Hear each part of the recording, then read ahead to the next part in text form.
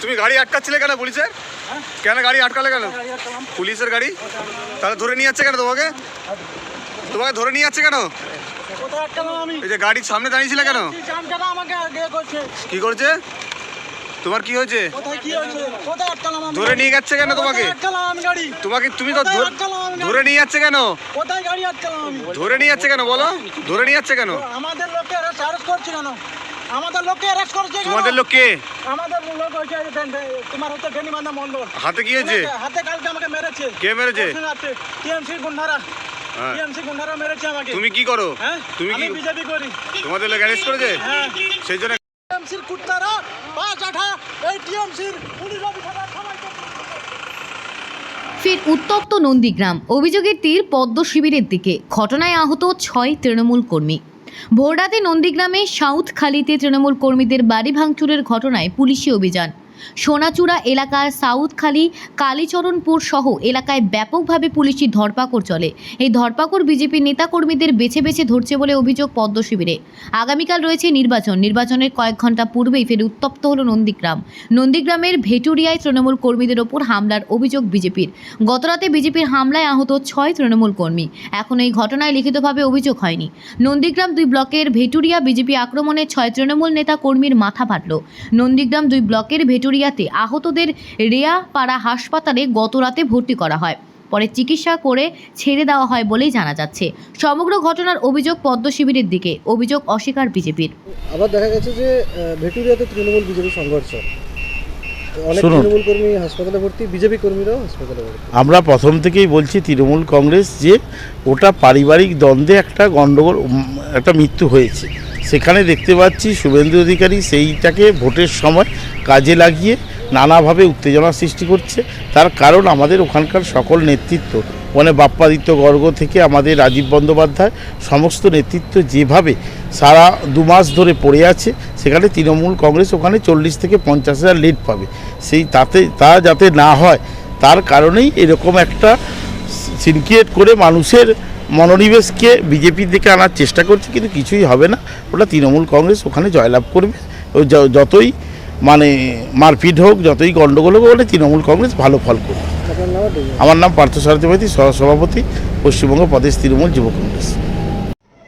নন্দীগ্রামে গতকাল থেকে শুভেন্দু অধিকারী যেভাবে সন্ত্রাস চালাচ্ছে, কাঁথি থেকে লোক নিয়ে এসে, নন্দীগ্রামের মাটি তার পা থেকে সরে গেছে।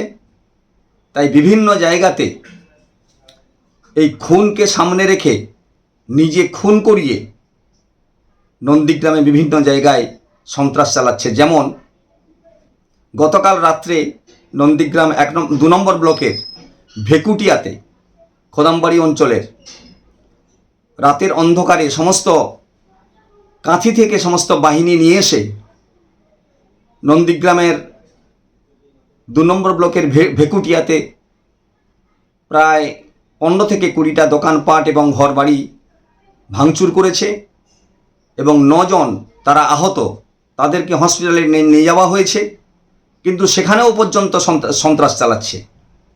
এছাড়াও নন্দীগ্রাম 1 নম্বর ব্লকের সোনাচূড়া, গোকুলনগর, কালীচরণপুর বিভিন্ন জায়গাতে পুলিশ এবং সিআরপিএফ রাস্তাতে ঘোরাফেরা করছে, কিন্তু গ্রামের ভেতরে তারা সব তাণ্ডব চালিয়ে যাচ্ছে। বহিরাগতদের নিয়ে এসে প্রশাসন কোনো রকমের কোনো ব্যবস্থা নিচ্ছে না, সিআরপিএফ সেভাবে ব্যবস্থা নিচ্ছেন, রাস্তায় ঘোরাঘুরি করছে এবং বিভিন্ন জায়গাতে ত্রাণ শিবির খোলা হয়েছে। যেমন কালীচরণপুরে ত্রাণ শিবির খোলা হয়েছে, সে যার বাড়ি থেকে চলে যাচ্ছে। অতএব প্রশাসনকে বলবো এর ব্যবস্থা গ্রহণ করার জন্য। আর নির্বাচন কমিশন এখনো পর্যন্ত শুভেন্দু অধিকারীকে কেন গ্রেফতারের ব্যবস্থা করেনি? শুভেন্দু অধিকারী এই জিনিসটা ঘটিয়েছে, শুভেন্দু অধিকারীকে অবিলম্বে গ্রেফতার করার দরকার। আজকের শান্ত নন্দীগ্রামকে আজকের অশান্ত করছে, এর ব্যবস্থা নেওয়ার জন্য পুলিশ প্রশাসন এবং সিআরপিএফ যারা এসছে, কেন্দ্রীয় বাহিনী, তারা কিন্তু কোনো রকমের কোনো ব্যবস্থা নিচ্ছে না। নির্বাচন কমিশন ঠুঁটো জগন্নাথ হয়ে বসে আছে। নন্দীগ্রামে যে তাণ্ডব চালাচ্ছে শুভেন্দু অধিকারীকে এখনো পর্যন্ত কেন গ্রেফতার করা হয়নি? নন্দীগ্রামের মানুষ এর জন্য ক্ষোভ প্রকাশ করছে এবং নির্বাচন কমিশন যে এক পেশে কাজ করছে, সন্ত্রাসের মধ্যে সে যে যুক্ত, এটাও পরিষ্কারভাবে আমরা বুঝতে পারছি।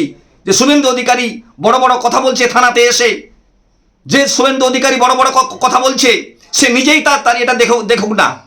তার শরীরের যে জামাটা আছে এই জামাটাই হলো তোমার সাদা, কিন্তু পুরো মাথা থেকে নিয়ে পা পর্যন্ত পুরোটা একবারে কালোতে ভর্তি হয়ে গেছে। ওকে এই মুহূর্তে গ্রেফতার করা উচিত, তার দাবি জানাচ্ছি আমি।